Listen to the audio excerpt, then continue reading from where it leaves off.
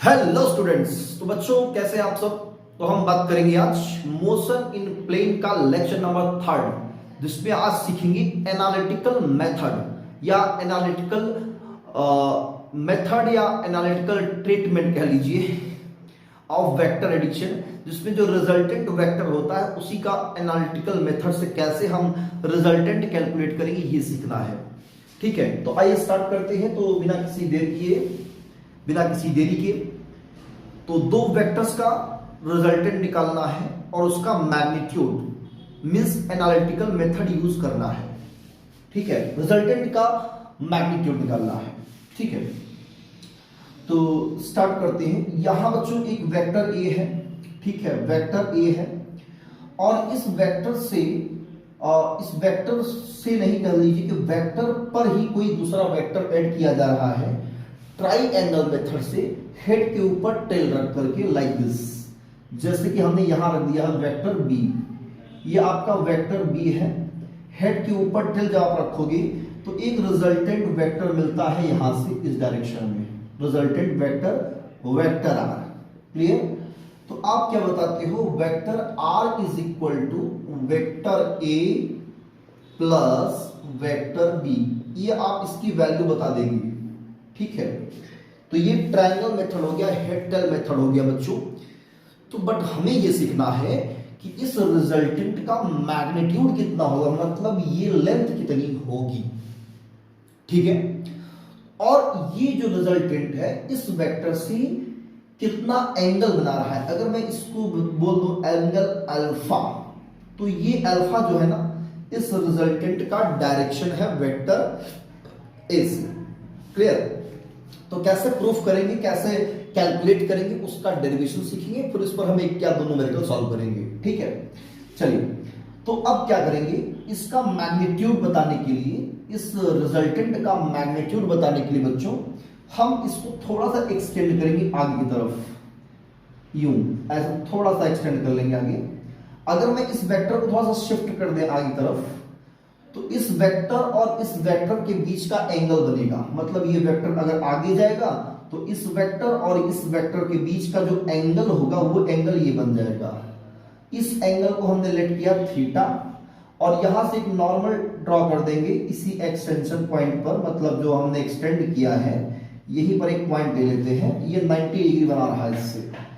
अगर मैं इसे O कहता हूं, O, इसे P और इसे Q और इसे मैं कहता हूं S। तो OS जो होगा, एरो की जो लेंथ है OS, ये OS इसका क्या होगा बच्चों, मैग्नीट्यूड होगा। क्या होगा, मैग्नीट्यूड होगा इस वेक्टर का। तो मैग्नीट्यूड कैसे निकालेंगे, मॉड ऑफ वेक्टर आर। इसका मॉड लेंगे तो क्या होगा, मॉड ऑफ वेक्टर आर, ये होगा mod of vector A plus B. That is, आप इसको सिर्फ आर लिख सकते हो, सिर्फ आर। तो आप बता सकते हो R equal to mod of vector A plus B. But बेटा इससे काम नहीं चलने वाला। अगर आपको एंगल दिया हो तब क्या करेंगे वो हमें सीखना है ना। तो ये हमने एक पॉइंट का नाम रख दिया, नेमिंग प्लेसर कर दिया यहाँ पे OPQS। इस तरह से हमें इसकी लेंथ बतानी है। वेक्टर OP का जो लेंथ होगा इसको हम A मान लेते हैं, मतलब इसका मैग्नीट्यूड A, इसका मैग्नीट्यूड R है ना, इसका मैग्नीट्यूड B। तो करें क्या, इस राइट एंगल ट्रायंगल में हम सिर्फ मैग्नीट्यूड लेते हैं और पाइथागोरस थ्योरम यूज करेंगे। कौन सा थ्योरम, पाइथागोरस, GOROUS थ्योरम, ये यूज करेंगे। हाइपोटेनस का square equal to perpendicular square plus base square, means OS square is equal to QS square plus OQ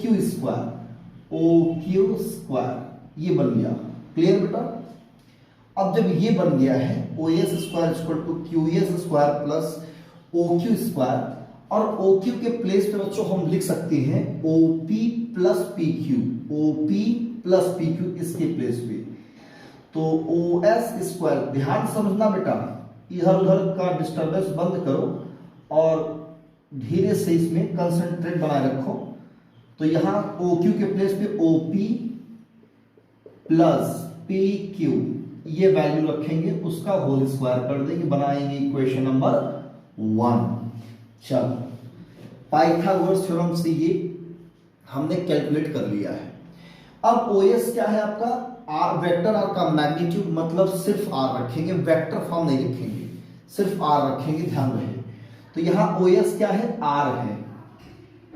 QS कितना है नहीं पता, PS पता है क्या, नहीं पता, ये भी नहीं पता, फिर पता क्या है आपको, OP पता है, हाँ OP पता है, कितना है ये, वेक्टर ए का मैग्नीट्यूड, OP हमें मालूम है कितना, वेक्टर ए का मैग्नीट्यूड, मतलब सिर्फ ए लिखेंगे। अच्छा इसको भी निकाल लिया जाए, इस राइट एंगल ट्रायंगल में साइन थीटा और कॉस थीटा हम अप्लाई करेंगे, है ना। तो in triangle PQS sine theta बेटा होगा कितना, परपेंडिकुलर बाय हाइपोटेनस, यानी QS अपॉन PS।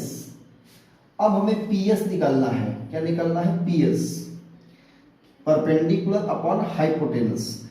तो PS तो पता है आपको, इसका मैग्नीट्यूड यानी QS निकाल सकती हो, ये मैग्नीट्यूड कितना होगा बेटा, ये हमारा B हो जाएगा। तो क्रॉस मल्टीप्लाई करोगे यहाँ पे, तो QS आएगा B साइन थीटा, क्या आएगा, B साइन थीटा, और यहीं से cos थीटा अगर निकालोगी, cos थीटा, तो PQ बाई मतलब बेस अपॉन हाइपोटेनस, तो PQ बाई PS, तो PQ अपॉन PS कितना है, B है, तो फाइनली PQ आपका आ जाता है कितना, ये क्रॉस मल्टीप्लाई करेंगे B cos थीटा, लो PQ निकल गया और QS भी निकल गया। इसको आप बना सकते हो, इक्वेशन सेकंड बना लो, इसको चाहो तो थर्ड बना लो। इक्वेशन बना लिया, बोलो यहां तक समझ में आया, अच्छे से बिल्कुल बढ़िया से आ गया, ठीक है। तो मजा आ रहा है, गर्मी बहुत लग रही है, आप लोग के लिए मैं वीडियो पर बना रहा हूं और बहुत ही गर्मी बर्दाश्त भी कर रहा हूं। और आप लोग अगर वीडियो अच्छा लगे तो लाइक जरूर कीजिए बच्चों, और शेयर भी कीजिए, ठीक है, मजा आ जाएगा। तो बहुत इंपॉर्टेंट टॉपिक है बेटा, ये आगे 12वीं क्लास में भी यूज होगा और साथ साथ में 11th में कहीं पर भी आप इसे यूज कर सकते हो, ठीक है ना।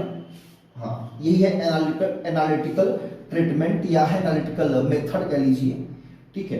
तो अब क्या करेंगे, QS की वैल्यू यहां पुट करेंगे यहां पे, और OP की वैल्यू ये पुट करेंगे, OS की वैल्यू ये पुट करेंगे। तो बाय इक्वेशन फर्स्ट क्या करेंगे बेटा, जल्दी बोलिए, R square is equal to QS कितना है, QS ये है B साइन थीटा का होल स्क्वायर, इन B square sine square theta होगा बेटा। मैं डायरेक्टली सॉल्व कर रहा हूं, मैं डायरेक्टली सॉल्व कर रहा हूं बेटा, ध्यान से। OP प्लस PQ, OP कितना है हमारा, OP, हाँ OP A है, A प्लस PQ कितना बेटा, PQ B cos थीटा का होल स्क्वायर। बस बेटा इसको सॉल्व कर लेंगे, आपका आंसर आ जाएगा। तो B square sine square theta, A square plus B square plus 2AB cos theta, A plus B को होल स्क्वायर फैलाएंगे, तो B square cos square theta plus 2AB cos theta बेटा आ जाएगा, क्लियर। इस दोनों में B स्क्वायर कॉमन हो जाएगा, A square मैं पहले लिखूंगा और B स्क्वायर कॉमन लिख करके लिखूंगा, sign square theta plus cos square theta plus 2AB cos theta, clear. आपको पता है sign square theta plus cos square theta कितना होता है बेटा, 1। तो फाइनली जो रिजल्टेंट हमारा आता है R, इसकी जो वैल्यू आएगी A square plus R square जो हमारा आएगा ये, plus B square plus 2AB cos theta, square root ले लो तो R की वैल्यू मिलेगी under root A square plus B square plus 2AB cos theta. यही रिजल्टेंट का फार्मूला बच्चों, ये रिजल्टेंट आप लगा सकते हो और वीडियो को पॉज करके इसे नोट कर सकते हो, जल्दी नोट करें बेटा।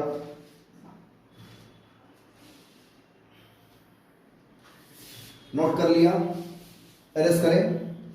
तो रिजल्टेंट जब भी निकालना है तो ऐसे ही निकालेंगे, उसका मैग्नीट्यूड, दो वेक्टर्स हैं A और B, दोनों वेक्टर किसी पॉइंट पर इंक्लाइंड है, मान लो कि थीटा एंगल पे, ये एंगल इनके वेक्टर्स ए और बी के बीच का एंगल है बेटा। तो आप बहुत ही आसानी तरीके से अगर एंगल दिया है तो निकाल सकते हो। अच्छा ये डायरेक्शन बताना है तो क्या करेंगे, tan लगाएंगे यहाँ पे, इस ट्रायंगल में क्या लगाएंगे, tan। अभी आपने क्या निकाला, पाइथागोरस थ्योरम से रिजल्टेंट का मैग्नीट्यूड निकाला। अब डायरेक्शन बताना है तो इसी ट्रायंगल में क्या लगा देंगे, tan। तो डायरेक्शन ऑफ रिजल्टेंट मैं लिखने जा रहा हूं, direction of resultant, direction of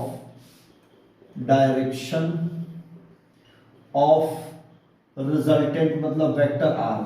तो कैसे बताएंगे, tan alpha perpendicular upon base मतलब QS अपॉन OQ। और बेटा OQ कितना है, OQ आपका कितना है, OP प्लस PQ। तो QS upon OP plus PQ।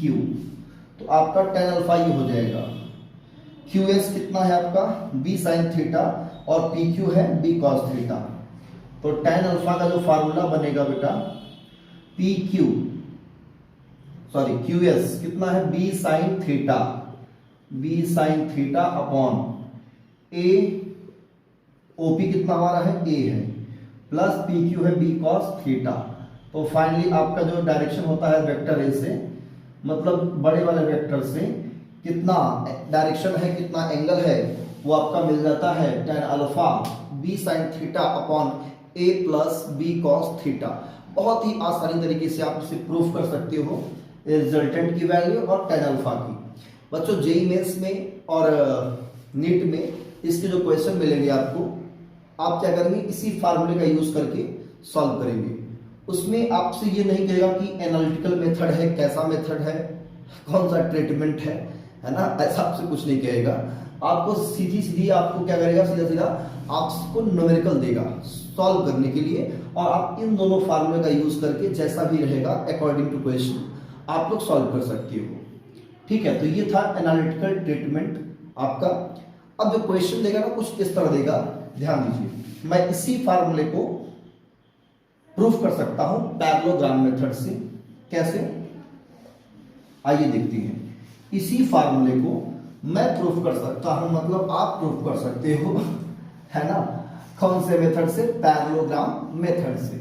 ठीक है, यही कॉन्सेप्ट चलेगा और यही फार्मूला आएगा, कोई डिफरेंट नहीं होगा। ठीक है बेटा, तो आइए देखते हैं पैरेललोग्राम मेथड क्या होता है। गर्मी बहुत है, क्या किया जाए। देखो ये पॉइंट O है, मान लो एक नन्हा सा बालक है, ठीक है, एक व्यक्ति जो है A मतलब वेक्टर A, तो नहीं है मैं, वेक्टर A, ठीक है, इस पॉइंट नन्हे से बालक को वेक्टर A अपनी ओर खींच रहा है, ठीक है, इस साइड। वही कोई दूसरा पर्सन इसी छोटे से बालक को, छोटी सी बॉडी समझ लीजिए, इस डायरेक्शन में खींच रहा है, इसे हमने कहा वेक्टर B। ये दो सदस्य हैं, दो पर्सन हैं। इस पॉइंट O को बेचारा अकेला है, दोनों को ये इधर खींच रहा है, ये इसको इधर खींच रहा है। ये कह रहा है कि तुम मेरी तरफ आओ, और ये बोल रहा है कि तुम बेटा मेरी तरफ आ जाओ। अब ये बेटा किधर जाएगा, सोचो। ये इसको अपनी ओर बुला रहा है, आजा, और ये इसको अपनी ओर खींच रहा है उधर साइड में। मतलब दोनों इंक्लाइंड है, ये और ये दोनों एक दूसरे पर फोर्स लगा रहे हैं, कुछ एंगल लगा रहे हैं, ठीक है ना, एंगल लगा रहे हैं। मान लेते हैं ये एंगल कितना है, थीटा। तो अब ये जरा किधर जाएगा, सोचो। अब ये बालक किधर जाएगा, बोलो, किधर, इधर या इधर, कहीं नहीं जाएगा। जाएगा किधर, देखो, न तो ये इधर जाएगा और न तो ये इधर जाएगा। तो किधर जाएगा, इसको हम क्या करेंगे, एक पहले पैरेललोग्राम बनाएंगे, इसके पैरेलल हम वेक्टर शिफ्ट करेंगे, इसकी पैरेलल शिफ्टिंग करेंगे इस डायरेक्शन में, मैग्नीट्यूड और डायरेक्शन में हमने ये शिफ्टिंग किया, और इसका भी हम शिफ्टिंग करेंगे पैरेलल, इस डायरेक्शन मैग्नीट्यूड और डायरेक्शन में हमने पैरेलल शिफ्टिंग किया। ये तो क्या बन गया, एक पैरेललोग्राम बन गया। इसको हमने नाम दिया OPQS। क्लियर, तो जो इसका लॉन्ग डायगोनल होगा, जो यहां से जहां पे खींच रहे हैं वहां से जो डायगोनल जाएगा वो जाएगा इस डायरेक्शन में, कुछ इस तरह से, इस डायरेक्शन में। तो इस डायरेक्शन में ये बालक जो है मूव करेगा और इसी को हम कहेंगे रिजल्टेंट इन दोनों का। बोलो समझ में आया? इन दोनों का रिजल्टेंट जो लॉन्ग डायगोनल इधर खींच रहा है, इसका ये डायगोनल के डायरेक्शन में होगा। मतलब पैरेललोग्राम बनाएंगे, उसका जो लॉन्ग डायगोनल है इसी डायरेक्शन में क्या करेगा, ये मूव करेगा। भाई इसमें तो पॉसिबल ही नहीं है ना, बालक तो यहां खींच रहा है, तो इस जो इसके अलोंग डायगोनल बनेगा उस डायगोनल के अलोंग ये मूव करेगा। यही है रिजल्टेंट। अब इस रिजल्टेंट को निकालेंगे कैसे? तो रिजल्टेंट को निकालने का जो फार्मूला होता है वो हमने प्रूफ किया है अभी just, a square plus B square plus 2ab cos theta. ये फार्मूला यूज करेंगे। यहां जो थीटा है ना वो angle between vector a and vector b, a और बी के बीच का एंगल है, ए और बी के बीच का एंगल है, ठीक है। और अल्फा निकालना है, मतलब ये एंगल, डायरेक्शन ऑफ रिजल्टेंट। तो tan अल्फा लगाएंगे b sin theta upon a plus B cos theta. Direction बताने के लिए बच्चों ये फार्मूला यूज करेंगे, tan अल्फा। मतलब कि जो रिजल्टेंट आ रहा है वो इस डायरेक्शन से, इस वाले वेक्टर से कितने एंगल पर है, काम कर रहा है। तो tan alpha equal to b sin theta upon a plus B cos theta.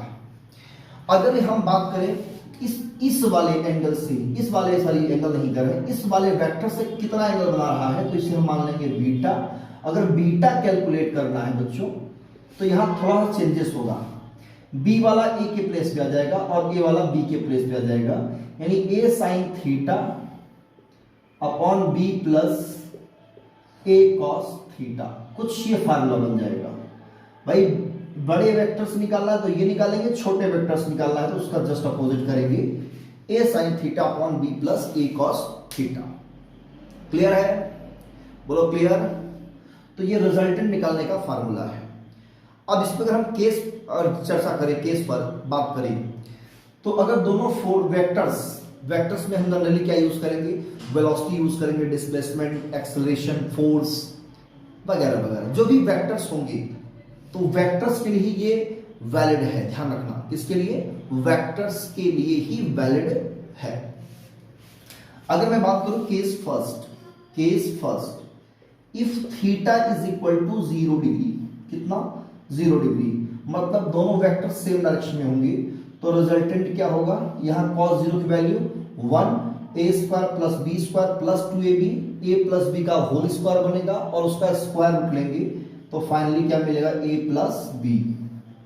Clear? Case second बात करें, दोनों वेक्टर्स परपेंडिकुलर हो, मतलब एक वेक्टर ऐसे एक वेक्टर ऐसे परपेंडिकुलर हो, एक वेक्टर इधर ईस्ट की तरफ एक नॉर्थ की तरफ, या एक ईस्ट की तरफ एक साउथ की तरफ, उस कंडीशन में क्या करेंगे आप? रिजल्टेंट लेंगे r equal to under root cos 90 value 0, तो ये वाला टर्म में क्या होगा? 0। तो फाइनली क्या बचेगा? a square plus B square. आप ये यूज करोगे। Case third, if theta equal to 180 degree, अगर 180 डिग्री है मतलब एक राम घाट एक श्याम घाट, मतलब एक इस डायरेक्शन में हो और एक इस डायरेक्शन में हो, दोनों के बीच का एंगल कितना हो? 180 डिग्री। एक इधर खींच रहा है, एक उधर खींच रहा है, एक इस साइड एक उस साइड, तो कहां जाएगा? जो ताकत मतलब फोर्स जितना ज्यादा होगा उस साइड वो बॉडी शिफ्ट हो जाएगी। मतलब बड़े वाले वेक्टर में से हम क्या करेंगे? छोटे वाले वेक्टर को घटा देंगे और जो बड़ा होगा उस तरफ शिफ्ट हो जाएगा। कैसे? cos 180 वैल्यू -1 यहां रखेंगे, माइनस में आएगा, a square plus B square minus 2ab, a minus B का होल स्क्वायर, स्क्वायर रूट लेंगे तो a और b का डिफरेंस मिलेगा, मतलब जो बड़ा होगा उसमें छोटे को माइनस कर देंगे तो a डिफरेंस b, ये डिफरेंस का साइन है बेटा, ठीक है। जो बड़ा रहेगा उसमें से छोटे को माइनस कर देंगे, ठीक है। तो यही है आपका रिजल्टेंट निकालने का तरीका, और इसका यूज हम 11th में तो करते ही हैं वेक्टर के कॉन्सेप्ट में, और जहां भी वेक्टर कॉन्सेप्ट मिलेगा किसी एक पॉइंट पर एक से ज्यादा, मतलब 2 वेक्टर 3 वेक्टर, तो हमेशा 2 वेक्टर क्या करते हैं, रिजल्टेंट निकालेंगे, 2 वेक्टर्स का रिजल्टेंट निकालेंगे, चाहे वो इलेक्ट्रिक फील्ड हो, इलेक्ट्रोस्टैटिक फोर्स हो, कुछ भी हो। क्लियर? तो मैं चाहूंगा वीडियो स्टॉप करके आप लोग यहां तक नोट करें और एक प्यारे से क्वेश्चन की बात करेंगे हम। ठीक है, चलिए एक क्वेश्चन लेते हैं छोटा सा। If 2 forces of each of 4 newton, है ना, इफ 2 फोर्सेस, कितने forces, 2 forces, each of 4 newton each, मतलब F1 equal to F2 acts at an angle of 60 degree, then resultant कितना होगा इसका, F नेट, रिजल्टेंट फोर्स कितना होगा, मतलब एक को हम इधर खींच रहे हैं, एक कोई उधर खींच रहा है 60 डिग्री एंगल पे, दोनों फोर्स की वैल्यू सेम है 4 न्यूटन, तो रिजल्टेंट कितना होगा। तो अब F equal to under root F1 square plus F2 square plus 2F1 F2 cos 60 degree. समझ में आ रहा है ना भाई, A की जगह क्या रखेंगे, F1, और B की जगह रखेंगे F2, बस थीटा की जगह 60 डिग्री, और जो रिजल्टेंट हमारा था वो F नेट हो जाएगा आपका, या F मान लीजिए, ये 4 का स्क्वायर प्लस 4 का square plus 2 4 into 4 cos 60 value 1/2 cancel, तो ये 16 प्लस 16 प्लस 16 है ना, तो कितना 16, 3 इंटू 16 है ना, मतलब 48 होगा, स्क्वायर लेंगे तो कितना होगा इसका 4√3, कितना न्यूटन आएगा, कितना आएगा बच्चों, 4√3 न्यूटन इसका आंसर हो जाएगा। क्लियर? तो ऐसे बच्चों क्वेश्चन आप लोग सॉल्व करते रहें, बहुत ही आसानी तरीके से रिजल्टेंट निकालने का, ये है एनालिटिकल मेथड। इसके बाद हम बात करेंगे बच्चों नेक्स्ट टॉपिक इस वेक्टर में, रेजोल्यूशन ऑफ वेक्टर, वेक्टर का रेजोल्यूशन कैसे होता है, ठीक है, और उस पर करेंगे कुछ अच्छे अच्छे न्यूमेरिकल्स सॉल्व करेंगे, जो कि जेईई मेंस और नीट में अक्सर क्वेश्चन वो देखने को मिलते हैं। ठीक है, तो आज के लिए इस वीडियो में मोशन इन प्लेन का जो 3rd लेक्चर है, ये analytical method of vector addition, यहाँ पर द एंड होता है। अच्छा लगा तो लाइक जरूर करना, पढ़िए, all the best, thank you.